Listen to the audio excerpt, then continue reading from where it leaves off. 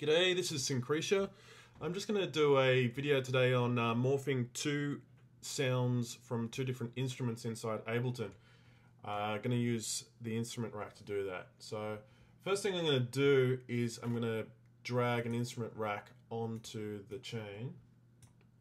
Okay. The best way to think of an instrument rack is like a mixer. We can add two different instruments or more than two instruments into the instrument rack, and those signals will get mixed and then come out of the master channel.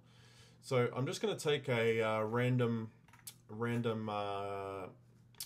operator preset, right, just to demonstrate what's going on. So just drag one onto the chain there. All right, so if we then create a Midi clip and just play some notes.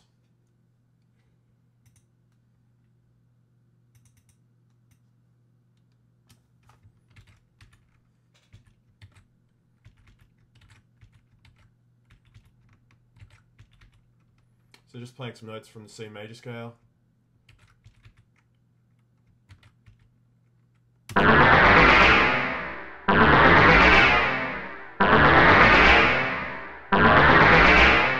Okay, sounds pretty plain. But then we can go and mix that sound with something else. So I'm just going to take something from Collision. Let's see, I don't know what these sound like, but we'll just mix them together. Alright, now we play it, we're going to hear the two instruments. So we can hear the two instruments playing right now.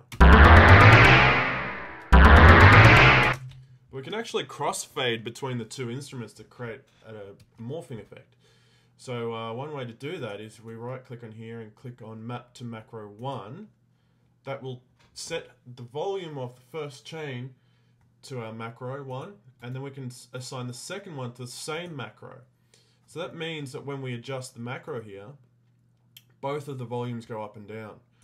But what we can actually do is if we click on map mode, we can invert the signal of one of them, or invert the mapping of one of them, so that when one is going up, the other one is going down. So have a listen to this.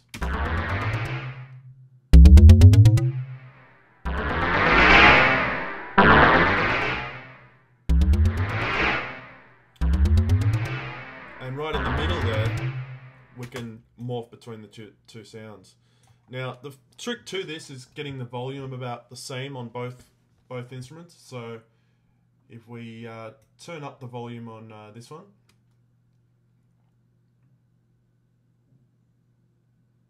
we'll just make it 0 dB. I'll do the same for the other one.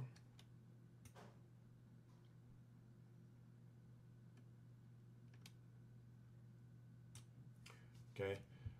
Now we'll put a couple of compressors after the end of the chain so that they tend to end up being similar in volume.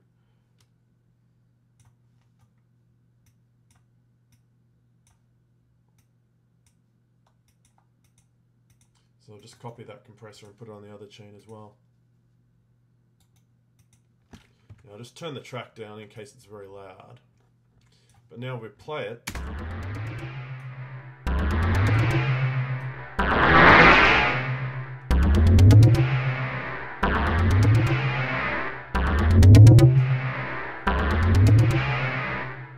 how we can morph between the two sounds now? Now we can actually write some automation to change that. So I'll just call this morph.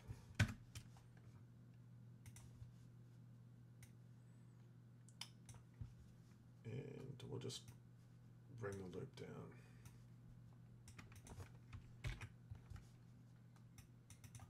Okay, now we've got a line for automation so we can switch between the two instruments.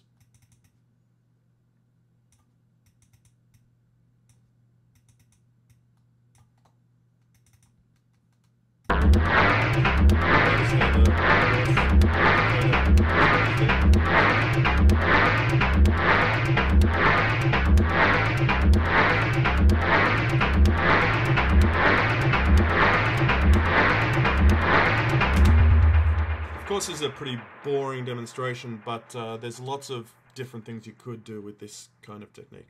Thanks.